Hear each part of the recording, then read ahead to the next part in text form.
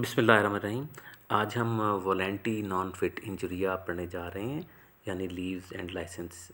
ये है बुनियादी तौर पर उन जनरल डिफेंसेस के हवाले से जो किसी एक्ट के अगेंस्ट अपने डिफेंस लेने वाले को एक डिफेंस के तौर पर ये चीज़ अवेलेबल होती है। तो देखिए, हम आगे बढ़ते हैं। अब वॉलेंटी नॉन फिट इंजरिया बुनियादी तौर पर एक लैटिन वर्ड्स पर मुश्तमिल मैक्सिम है। इसका मतलब ये है कि where the sufferer is willing no injury is done. जहाँ पर किसी शख्स मुतासरा शख्स ने ये कोई चीज़ ख़ुद अपनी मर्ज़ी से कोई ज़ख़म खाया हो, कोई तो कोई हार्म उठाया हो, तो उसको कोई इंजरी लीगल नहीं हुई, क्योंकि उसकी वजह क्या है कि ये उसने ख़ुद की है।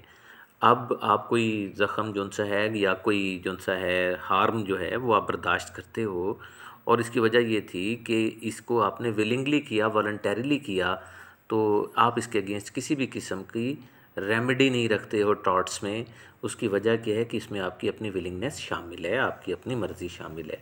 अब इसके अंदर दो बातें नज़र आती हैं कि इसके दो इंग्रेडिएंट्स हैं। पहला, इसका नॉलेज होना कि ये हार्म हो सकता है, और नंबर 2 कॉन्सेंट होना कि मैं ये कॉन्सेंट देता हूँ कि अगर मुझे ये मसला होगा तो मैं इसके बावजूद ये काम करना चाहूँगा। तो आगे बढ़ते हैं। अब हम इनको एक्सप्लेन कर रहे हैं कि नॉलेज और कॉन्सेंट होते क्या हैं। पहली बात यह कि नॉलेज होता तो इल्म होना है, लेकिन सिर्फ इल्म होना जो सा है ना, ये डिफेंस को कंप्लीट नहीं करता। यानी हम ये नहीं कह सकते कि मज़दूर ने ये काम अपनी मर्ज़ी से किया था, क्योंकि उसे पता था। नो, हमने उसे ये बताना है, ये साबित करना है उसके ख़िलाफ़ कि उसने ये जो सा रिस्क लिया है वो वॉलंटरीली लिया है, उसने इसको ख़ुद एज्यूम किया है। अब एक शख्स जो सा है वो एक बॉक्सिंग मैच में किसी दूसरे बॉक्सर के साथ दाखिल होता है, और जो वो जानता होता है कि बॉक्सिंग के मैच में इंजरीज़ हो सकती हैं। इसके बावजूद वो मैच खेलता है, और इसमें उसको कुछ ज़ख़म आ जाते हैं या उससे कोई हार्म हो जाता है, तो वो किसी भी किस्म का एक्शन ब्रिंग नहीं कर सकता इस नौइयत का उसके ख़िलाफ़ कि जनाब इसने मुझे ज़ख्मी किया है। क्यों? क्योंकि उसे इस बात का इल्म था कि ये हो सकता है, और जब मैदान में वो उतरा, इस बात का कंसेंट था, उसकी मर्ज़ी थी, आज़ादाना थी कि ये ज़ख़म अगर हुए तो वो ख़तरा मौजूद है जिसको मैं जानता हूँ, इसके बावजूद मैं मैच खेलूँगा।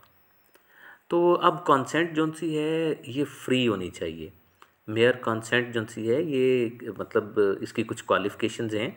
क्या है जी कि अगर फ़ोर्स हो, यानी कि आपने उसको मजबूर किया हो, उसके साथ धोखा किया हो, जो शख्स जिसके साथ ये मामला है उसको कोई फैक्ट्स की मिसरिप्रेजेंटेशन की हो, उसके साथ कोई फ्रॉड किया हो, या उससे कोई इन्फॉर्मेशन छुपाई हो, तो प्लेंटिफ से अगर ये चीज़ें छुपाई हैं तो वो फ्री कंसेंट को इवेड कर देती हैं कि फ्री कंसेंट नहीं थी, क्योंकि उसे या धोखा दिया गया, या उसे मालूम नहीं था, या उसे मजबूर किया गया। कंसेंट को बिल्कुल फ्री होना चाहिए।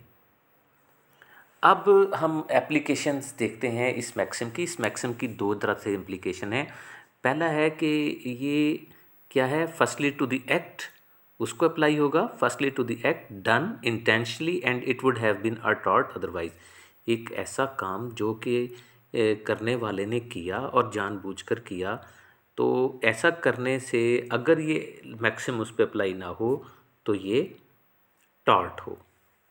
अब एक शख्स जो सा है एक चार दीवारी के अंदर दाखिल होता है, और वहाँ पर उसे इस बात का इल्म है कि यहाँ पर शॉर्ट गन्स, स्प्रिंग गन्स लगी हुई हैं जिनमें से स्लिंग आउट होती है और वो किसी बंदे को मामूली ज़ख्मी कर सकती है। अब वो उसे ये पता है कि इस बाग के अंदर ये लगे हुए हैं, और इसके बावजूद वो इसके अंदर दाखिल होता है और जाके अपना काम करने की कोशिश करता है। जो भी हो, वो ट्रेसपास कर रहा है। तो अब वो ज़ख्मी होने के नतीजे में अपने इसको मांगता है, हम क्या कहेंगे, ही डिमांड्स फॉर डैमेजेस। तो वो नहीं होगा, क्योंकि उसने वॉलंटरीली इसको अज्यूम किया है ख़तरे को, तो उसे पता था यहाँ पर ये मसला हो सकता है, इसके बावजूद किया, लिहाजा वो अंदर जो दाखिल हुआ, इसके नतीजे में उसकी वॉलंटरीली अजम्पशन ऑफ रिस्क आ गई, वॉलंटरी नॉन फिट इंजरिया इसके ऊपर अप्लाई हो गया, लिहाजा अब वो किसी किस्म के डैमेजेस का अहल नहीं रहा। लेकिन अगर वहाँ पर इस तरह की सूरत हाल हो कि उसे इल्म ना हो, किसी किस्म के वार्निंग साइंस ना लगे हुए हों, और वो अंदर दाखिल होता है, बेशक वो ट्रेसपास ही करता है और वहाँ पे इन स्लिंग शॉट्स की वजह से वो ज़ख्मी हो जाता है, तो अब वो जोन सा है इसके ख़िलाफ़ जोन सा अगर लेके आता है तो ये वॉलंटरी नॉन फिट इंजुरिया नहीं होगा। ये जोन सा है इसके अगेंस्ट जोन सा है वो उससे, जिस शख्स ने कि ये स्लिंग शॉट्स लगाए हुए थे, स्प्रिंग गन्स लगाई हुई थी, उनसे डैमेजेस क्लेम कर सकता है। सेकेंडली ये लगता है, secondly consent to the risk of harm that would otherwise be a tort. लिहाजा अगर आप एक क्रिकेट स्टेडियम में जाते हैं, एक प्लेयर है वहाँ पे वो छक्का लगाता है, आप प्लेयर तो नहीं हैं, आप तो स्पेक्टेटर के तौर पे गए हैं और वो आपके सर में आ लगता है। अब स्पेक्टेटर स्टैंड में आप खड़े हैं, वहाँ पर ये हो जाता है, आपको फिज़िकल इंजरी हो जाती है। क्या आप कोई एक्शन ला सकते हैं इसके ख़िलाफ़? नहीं, आप नहीं ला सकते। उसकी वजह ये है कि आप यहाँ पर खेलने के लिए, जिस मैदान में मैच देखने के लिए हैं, आपको मालूम है कि ऐसी गेंद आके लग सकती है, ऐसे चांसेस हो सकते हैं, और इसके बावजूद आपने इस रिस्क को अज्यूम किया और आप मैच देखने के लिए आ गए। लिहाजा आपकी कंसेंट प्रेजेंट है, आपको ये वॉलंटरी नॉन फिट इंजरिया अवेलेबल नहीं होगी। यस,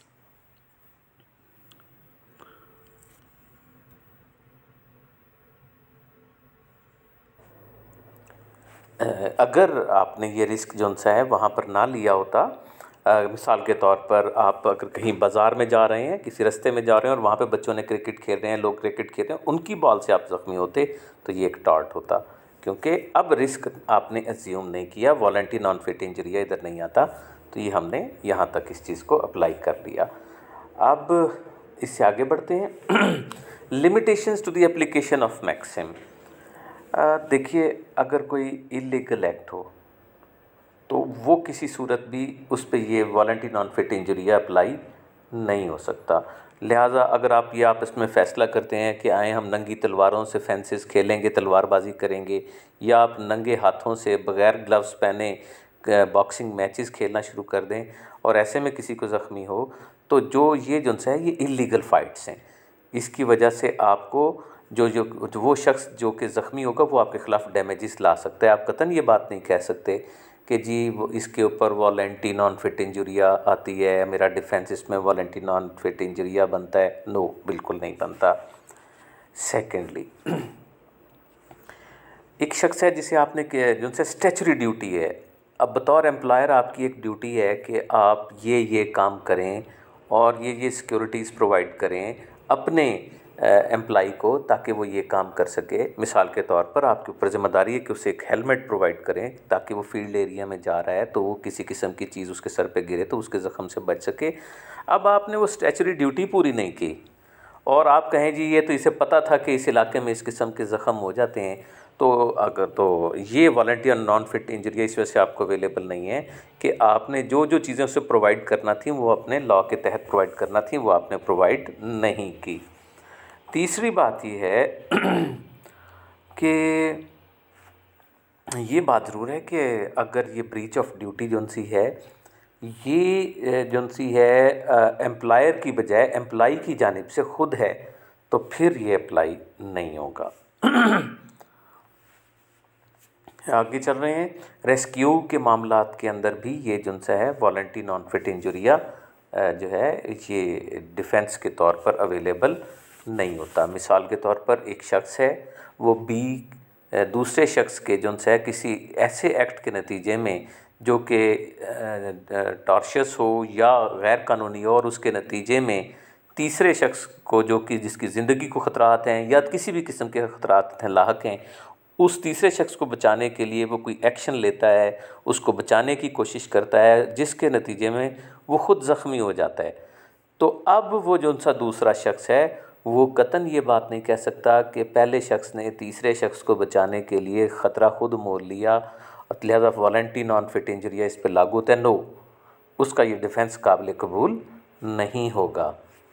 लेकिन ये बात भी ज़हन में रहे कि अगर पहले शख्स के ऊपर मतलब कोई ड्यूटी ऑफ केयर नहीं है, उसकी कोई ऐसी अर्जेंसी नहीं है कि उसकी हर हाल में इसमें मुदाखलत ज़रूरी थी, और जो मुतलका शख्स है वो अपना काम करने में मसरूफ़ था, तो फिर वो ये उसे डिफेंस हासिल नहीं होगा।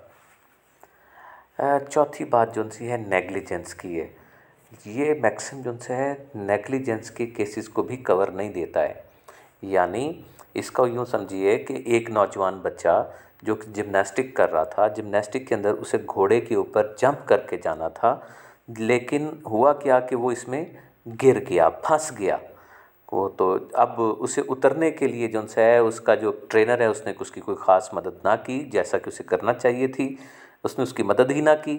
नतीजा ये हुआ कि वो ज़ख्मी हो गया। ज़ख्मी होने के नतीजे में वो बच्चा जो सा है वो उसने डैमेजेस लेके आया इस ट्रेनर के ख़िलाफ़ और स्कूल अथॉरिटीज़ के ख़िलाफ़। अब चूँकि ये जो सा बच्चा ज़ख्मी हुआ था कि ये उस्ताद की, ट्रेनर की नेगलिजेंस की वजह से हुआ था, तो ट्रेनर ने जब ये डिफेंस कायम किया कि वॉलंटरी नॉन फिट इंजूरिया, तो उससे कहा गया कि नहीं, ये आपकी नेगलिजेंस की वजह से हुआ है। अगरचे ये वाले तमाम बातें यहाँ पे मौजूद हैं कि उसे पता था इस किस्म के ख़तरात हैं, लेकिन आपकी ड्यूटी ऑफ केयर को डिनाई करने की वजह से, ड्यूटी ऑफ केयर को पूरा ना करने की वजह से ये मामला वॉलंटरी नॉन फिट इंजरिया की बजाय आपकी नेगलिजेंस के मामले पे आ गया। लिहाजा बतौर ट्रेनर आप ज़िम्मेदार हैं डैमेजेस के, और स्कूल अथॉरिटीज़ जो सी हैं वो वैकेरियसली लायबल हैं इस आपके नेगलिजेंट एक्ट की वजह से। लिहाजा ये नेगलिजेंस को प्रोवाइड कवर नहीं कर सकता। नेगलिजेंस को ये कवर प्रोवाइड नहीं कर सकता वॉलंटरी नॉन फिट इंजरिया का जो मैक्सिम है। तो थैंक यू वेरी मच। हमारे इस पेशकश को पसंद कीजिए, हमें एक शानदार सा लाइक दीजिए, और हमारे इसको हमारे कमेंट्स भी हमें दीजिए, और हमारे इस चैनल को मज़ीद चीज़ों के लिए, बातों के लिए, लॉ से मुतल्लिक़ा ज़रूर आप ज्वाइन कीजिए, सब्सक्राइब कीजिए।